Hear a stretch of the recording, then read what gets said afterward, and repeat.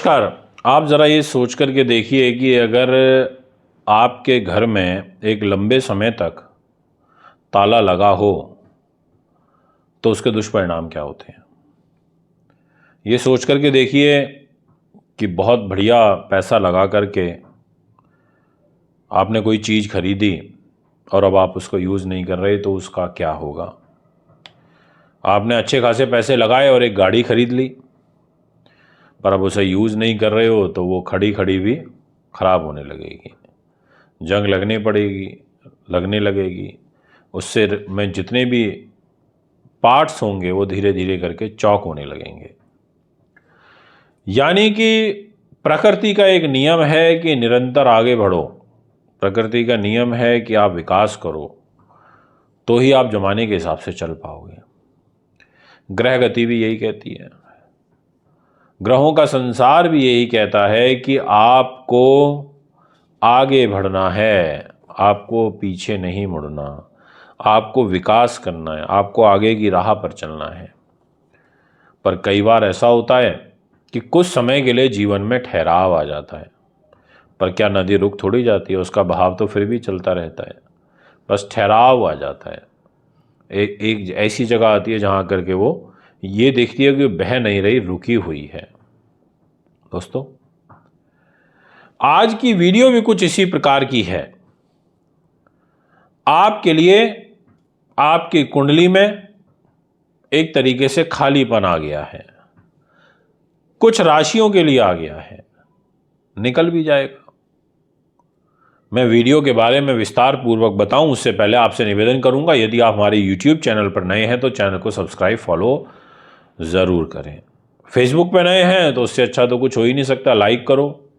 Facebook से लोगों तक हमारी आवाज़ को पहुंचाओ, अच्छा माध्यम है। कमेंट करो, शेयर करो। दोनों प्लेटफॉर्म का फ़ायदा उठा सकते हो, हमारे इंस्टाग्राम से उठ सकते हो, जुड़ सकते हो।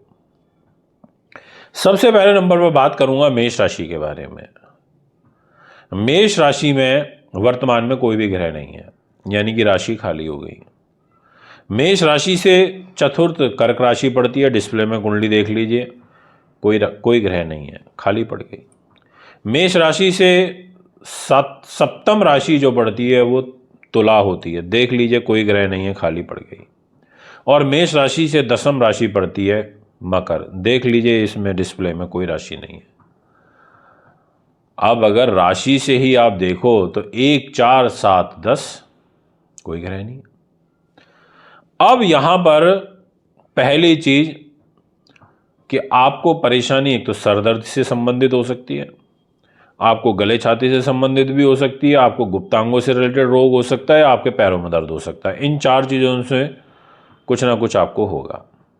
दूसरी चीज, आपको अभी 1 महीने तक, यानी कि पूरा अप्रैल का महीना, पर विशेष रूप से 14 अप्रैल तक 2025 तक थोड़ा सा योजनाबद्ध तरीके से काम करना है, चीज़ों को प्लान करके करना है। ऐसा नहीं है कुछ भी करे जा रहे हो, बस कोई प्लानिंग ही नहीं है, बड़ा नुकसान हो सकता है नहीं तो।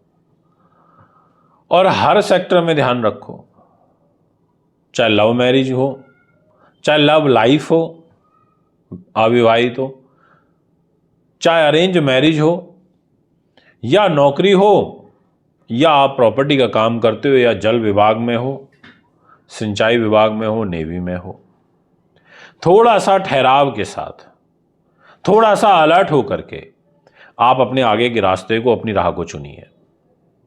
इसी प्रकार से, इसी क्रम श्रृंखला में कर्क राशि को भी जोड़ना चाहूंगा, डिस्प्ले में आ चुकी है।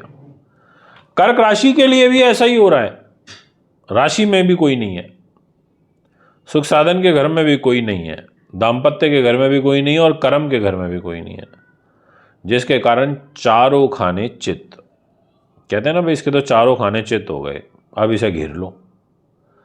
ऐसे ही खाने होते हैं ये जन्म पत्रिका के, जो आपके सामने दिखाई दे रहे हैं। मान सम्मान बचा के रखना, ये पहली प्राथमिकता होनी चाहिए 15 अप्रैल तक। वैसे तो पूरा अप्रैल का महीना है, पर 15 अप्रैल तक विशेष। इसके अलावा 2 अप्रैल से मंगल भी आपकी राशि में नीच हो रहा है,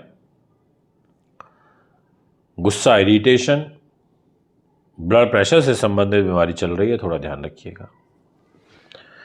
इसके अलावा आपको कोई नई चीज खरीदनी है तो अच्छा मुहूर्त निकलवा करके, दिखवा करके तब आगे बढ़िएगा। और साथ ही दाम्पत्य जीवन में भी सतर्कता बरतनी होगी।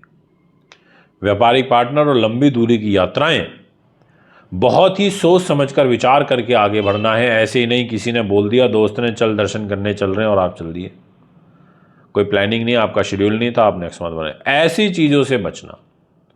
और जॉब में अपने चाहे सीनियर हो, चाहे आपके जूनियर हो, चाहे आपके सहयोगी हो, बच के, ध्यान से, प्लानिंग से, ये मैं आपसे विशेष आग्रह करूंगा।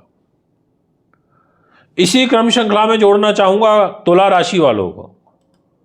शुक्र की राशि है, शुक्र उच्च के हैं, बहुत बढ़िया बात है, कोई दिक्कत नहीं है। पर उच्च के हैं कहां पर, ये तो देखिए छठे भाव में है, यानी कि मीन राशि में है।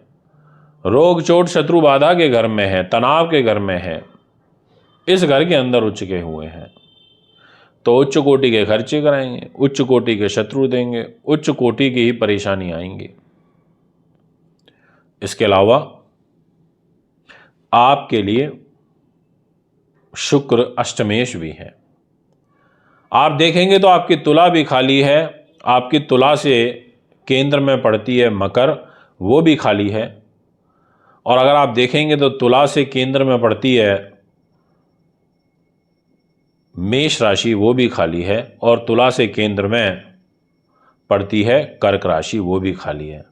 और अगर आप इनसे भी कैलकुलेट करो तो 7 नंबर राशि से 10 नंबर राशि गिनोगे तो चौथी पड़ेगी, 10 नंबर राशि से 1 नंबर राशि गिनोगे तो भी चौथी पड़ेगी, 4th नंबर पर आएगी।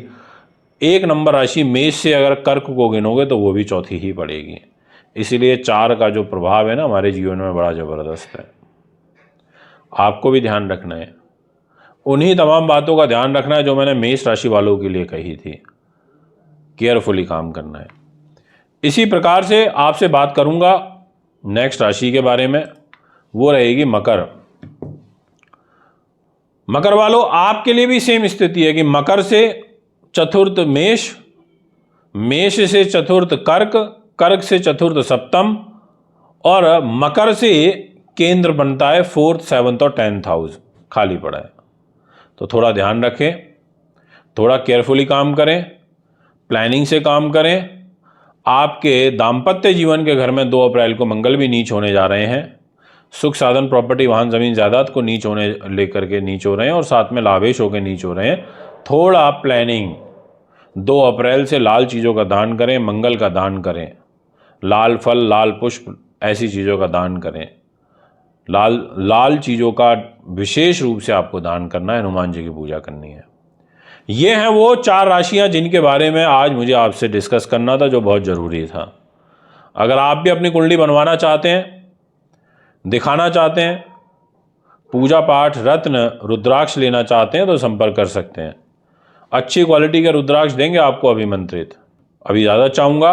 नमस्कार।